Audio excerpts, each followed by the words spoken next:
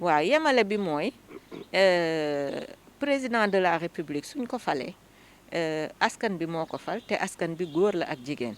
donc moom it daf leen di delloo li ñu ko jox mooy mu fexe ba li muy dawal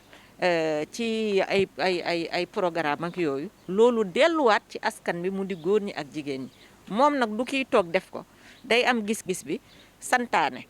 gouvernement lay santaane su leen santee ñooñu tamit def loolu teg nag observatoire ci wetam ne ko yow léegi da nga may saytul da nga may surveiller ñii li ñuy def yëpp ci wàllu góor ak jigéen gis-gis bi ma ci am pour ñoom ñëpp ñu yem ak yelleef ci li réew mi am ci alal pour ñu delloowaat leen ko ba xam loolu ñu ngi koy doxal wala doxaluñ ko ci biir loolu at yi yëpp ñu gis ne naam liggéey bi am na waaye ba léegi des na ndax chaque fois bu ñu àndee ak ministère dem saytu li ñu def dinañ gis ne am na fu nga xamante ne ñoom dootuñu mun a avancer dañuy am ay jafe-jafe yi nga xam ne yu technique la moo tax ñu ni bon bu dee comme loolu la nañu seet aussi nan lañ leen mën a dajalee waate dañ daan daje sax waaye bii yoon tamit ñu gën a defaat jéego indi ay xarala yu bees pour jébbal leen ko présenter leen ko ñoom it ñu indi ci seen xalaat ñu xoot nuñ koy toggee rek ba nga xamante ne ñoom dinañu mën a def ay jéego ñun tamit suñu liggéey dinañ ko mën a def nu mu waree maanaam xoolal président de la république lépp lu nga xam ne gouvernement bi mu ngi koy def ci góor ak jigéen ndax ñu ngi leen di delloo seen àq ak seen yelleef ci lépp lu nga xam ne alal la bu réew mi am te doomu réew mi moom ko ñu war leen kaa delloo donc loolu moo indi tey suñu ndaje bi tey ak suba fexe ba ñoom li ñu préparé muy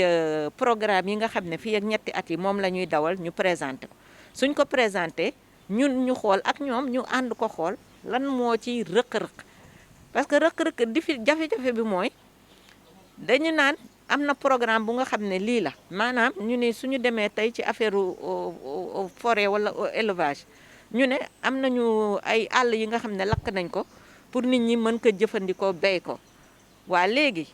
nan nga ciy xamee loolu suñu ko defee pour kan la du askan bi waa askan boobu ana góor ñi ana jigéen ñi ci am boobu loolu bi ñu defaree ba pare ana góor ñi ak jigéen ñi nan lañ leen ci cëralee ñii ak ñaar léegi nag bu loolu leerul pour nga ñëw yow après ne lii politique bii kat góor ñi lii mooy ci nii la laalee jigéen ñi nii la affecté góor ñi doo ko mën parce que ñoom ca bañ koy lal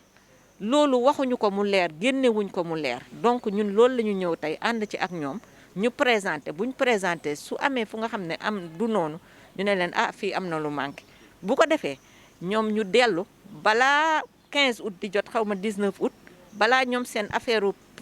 budget maanaam xaalis bi nga xam ne moo war a gunge li nga xam ne dinañ ko liggéey loolu ñu mun ko daa di gaaw corriger ko mën a jël xaalis bi nga xam ne moo ci war a dem bu ko defee nag ñu jàpp ne xëy na su loolu amee